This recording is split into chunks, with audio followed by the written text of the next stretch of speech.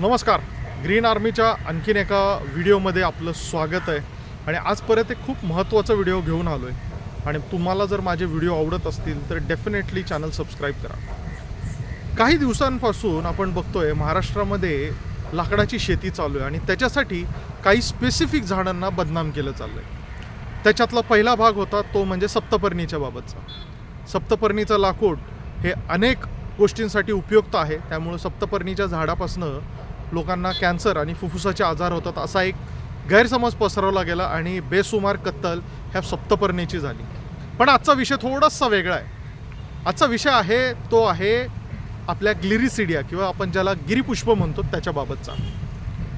अनेक पर्यावरणप्रेमी किंवा इतर लोक ग्लिरिसिडियाच्या बाबत काही चुकीची विधानं किंवा चुकीची माहिती पसरवतात आणि त्याचं रूपांतर आता खूप मोठ्या प्रमाणामध्ये ग्लिरिसिडिया तोडण्यामध्ये सुरू आहे. ग्लिरिसिडिया तोडायला काही हरकत नाही जर तो चुकीचा असेल, पण आपल्याच वन विभागाने गेली अनेक वर्ष डोंगरांची माती जपण्यासाठी केलेलं हे वृक्षारोपण आता कुठेतरी धोक्यात आलं आहे. ग्लिरिसिडिया वृक्षारोपण चांगलं का वाईट याच्याबाबत नक्की दुमत असू शकतं, त्याच्याबाबत चर्चा होऊ शकते आणि त्याच्यावरती एक निर्णय घेतला जाऊ शकतो. पण फक्त लोकांना भीती दाखवून आणि ग्लिरिसिडिया चुकीचा आहे असं सांगून जी ग्लिरिसिडियाची वृक्षतोड केली झाली आहे ती कुठेतरी थांबली पाहिजे.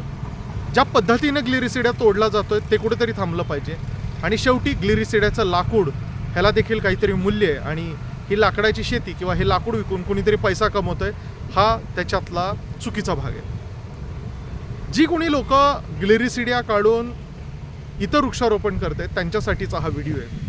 पहिली गोष्ट तर ग्लिरिसिडिया हा जो काढला चालला हा सरसकट काढला चालला आहे आणि तो मुळासकट काढला गेला. त्याला कम्प्लीट अपरूटिंग म्हणतात, अशा पद्धतीने काढला चालला आहे. त्यामुळं जी लोक वनविभागाबरोबर किंवा वनविभाग किंवा इतर पर्यावरणप्रेमी संस्था आणि पर्यावरणप्रेमी याच्यामध्ये काम करतात त्यांना हात जोडून कळकळीची विनंती आहे की ग्लिरिसिडिया हा मुळासकट ज्याला अपरूटिंग म्हणतो तसा करून काढू नका. त्याची दोन महत्त्वाची कारणं आहेत. ग्लिरिसिडिया झाड कसं जरी असलं तरी देखील त्याची मुळं जी आहेत ही माती धरून ठेवतात.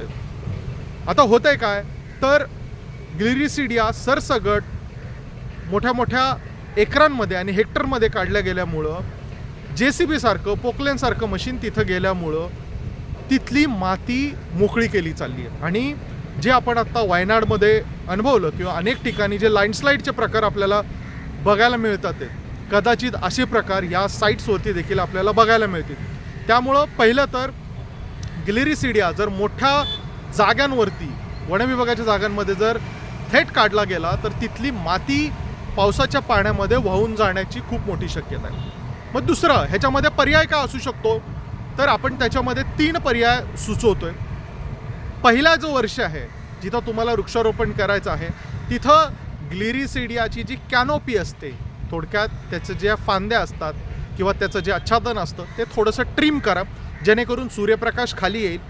दुसरी गोष्ट त्याच्यामध्ये 2 ग्लिरिसिडियाच्या मध्ये तुम्ही इतर झाडे लावा जेणेकरून त्यांची वाढ व्हायला सुरू होईल. दुसऱ्या किंवा तिसऱ्या वर्षी परत एकदा त्याची छाटणी करा आणि ग्लिरिसिडिया जो आहे तो जमिनीपासून खाली 2 ते 3 फुटावरनं कट करा. त्यांनी त्याची मुळं शाबूत राहतील, तिथल्या जमिनीची धूप होणार नाही आणि इतर झाडांच्या वाढीसाठी पोषक वातावरण निघेल. आता प्रश्न उरतो तो म्हणजे ग्लिरिसिडियाच्या लाकडाचं करायचं काय. तर ग्लिरिसिडियाचा पाला आणि लाकूड हे उत्तम खत आहे ज्याला आपण बायोकल्चर किंवा बायो फर्टिलायझर म्हणू. ते वूड चिपर्स किंवा श्रेडर्स अनेक मार्केटमध्ये उपलब्ध आहेत.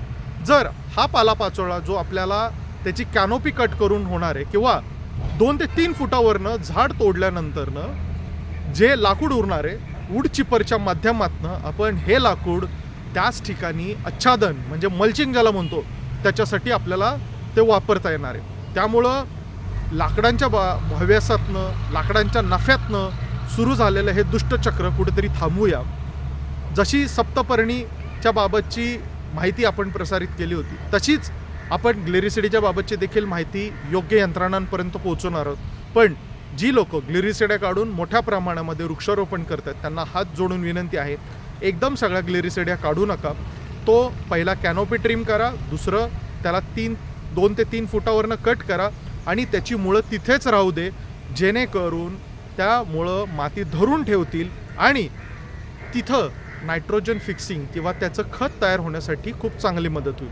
हा जर व्हिडिओ तुम्हाला आवडला आणि असेच व्हिडिओ जर तुम्हाला ऐकायचे असतील तर डेफिनेटली चॅनलचे व्हिडिओ जे आहेत ते लाईक करा, शेअर करा आणि चॅनलला सबस्क्राईब करा. धन्यवाद.